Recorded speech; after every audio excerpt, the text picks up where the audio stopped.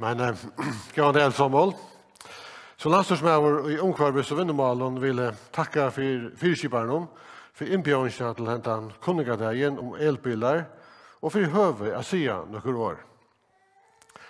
22.600 folk, mer enn 26.000 personbilar og omlag 5.500 lastbilar og varevognar. Nødjaste haktølene fra Ekstovene per oktober 2020 viser at det er nær 40.000 ekfør skrasett i fargen. Åttan å vite det vi visste vant jeg at vi i fargen måtte være avkostende hømsmålstærner og i tale av ekføren per utbyggva. Og i vinneligen håper kan dette sies at vi har tekjen om nekv virksomhet og virkesfuskene, men i omkvarvis og veverlagshøpe kan større tale av ekføren øysene tidjas høpeslest imot til dolkande utlatt, CO2-utlatt og slit av veakjerv. Årlige bensin- og oljenursland kjalt heim 40.000 ekføren som har løyve av køyre av veven er 35.000 tons av olje.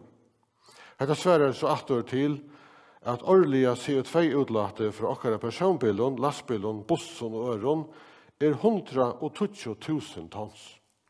Dette må og skal brøytast. Og i kronen og øyren brukar vi dagsens lave oljeprisen omlag 130 millioner kroner årlig til å fylle tankene i bilen. I våre 20 åra skoj sværer det til 1,3 milliarder kroner. Støvan sender vi og ikke brøytest. Men brøyting må og skal komme ui. Langt i 1950 tok ferger under vi altkjøva veverlagssattmalen og minka utlatet av vaksarhusgassen. Sattmalen var samtidig i 1992, til langt og ta var det tydelig tekjen om at utlatet av vaksarhusgassen avvirka i løyvige gjørende, så hver som hitaleie spekelige, men stutt, bæra vekser. Vi tar vi øren åren, for i omlag 30 åren så gjerne bonde okken til at gjøre okken utkast til, at gjøre okker utkast til å minka om CO2-utlatet i heimen. Og i 2009 samtidig lagt ikke av første sinne av en føreskan veverlagspolitikk. Her uttøtslige mål var sett om minking av CO2-utlaten, og hver politisk ærin kunne fremjast for å røkka målen. Men som alt vita, så kommer vi ikke av mål, og tog inn og byggven til å gjøre en nødjan veverlagspolitikk til kommande 20 åra skøye.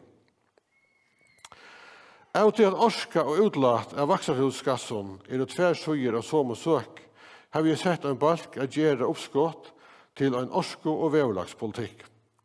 Et evne i hessum politikk fersland og flottninger av landet, og det hette evne som gjør hendadegen om elbiler særlig avhåverdan for meg og vånande nekv ånder vi. Men det ikke bare å skifte verande bilar ut vid elriken ekfor. Ved alt fersla av landet lagt om til elorsko krevst at 130 gigawatt-timer av grønare elorsko vil framløyter at træt hvert år bare for bilar, lastbilar og bussar og andre ekfor skulle kunne køyre rundt av vevenon vid elorsko helter enn vid bensiner og diesel.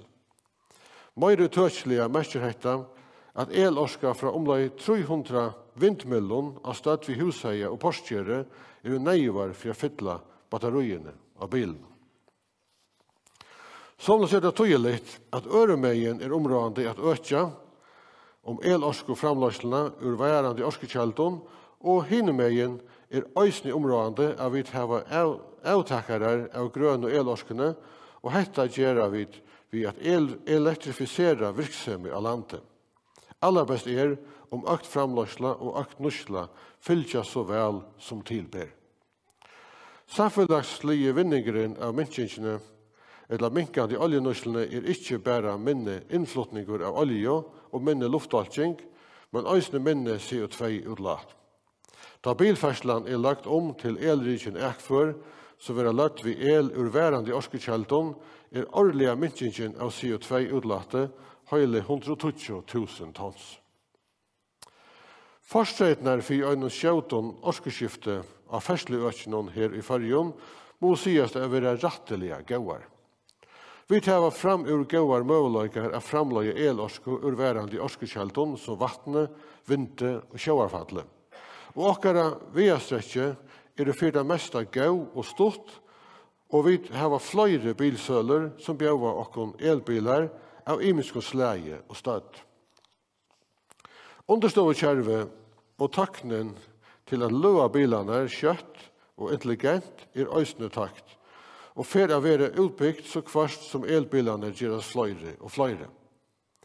Det har vært til kjøtt og avmerkelest at løa batteriene som har fytlet seg tanken, utan at dette for at tarna okkara mobilitet eller flytføre.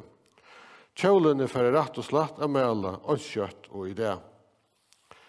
Her er trett for framløyta elorskan nasto 20 årene å flytta seg fra at være grå og idé til å være myrskagrøn om 4-5 år og til å være ljøsagrøn om 20 år. Så allvid som standa fyrir å skulle skifta bilen, vørevåknen eller lastbilen ut til neste 20 årene, har vært å velge grønne løsningene heldre enn svarte løsningene. Selv var ivist ikke ui at de grønne løsningene ferdig etter. At utbøye av elbilen allsamt vekser, vet jeg at flest alle bilframløyere nå øyne framløye elriknar biler gjør at menningen og kappingen stor, og til vante og vågne at skifte fra bensin og dieselriknum bilen rettelig for å takke digasse opp i jøkken 20. Det blir allsamt lettere og mer lokkende å velge grønt heldur enn svarta løsning. Begge teknisk, ungførslige og penningalige. Politisk det avtøk øysene sett i versk for at ikke falske å legge til elriknar løsning. Nevnes kunne avgjaldslattar i samband med kjeip av elbilen og hita pumpeskipanen til oppbygging av husen og bygningen og mulighet at avsette imiskar elpriser til imiskar kundabalkar. Avtøk som færre at halda fram under sidande samgångo og som vidkommande for at sette fer av orskeskifte i Førjun. Jeg får til å takke omgårdsstående for at jeg var tidlig tid til en allmenn kunningarde om elbiler. Her høver at nema seg innlid i elbilermarsnaden og skilo hva venter nye og hva venter opp i mån til elbiler, hvordan lengt tar røkka, hvordan lengt tog tar teker løva ved heimaløying, skundløying og så framveis. Hette det forvedenslitt og vidkommande for okkon all, allmenn som privat, ja, okkon all som standa fyrir å skifta bilen eller ekfari ut til neste årene, og tøyver helst øysene tarver av flere slukon kunningadøven, så kvar som ahoven og tilvidanen om elbiler bæra for at økjast. Vi har så favan åren, vil ikke okkon allon en gauan og lærerigan elbiler det. Takk for.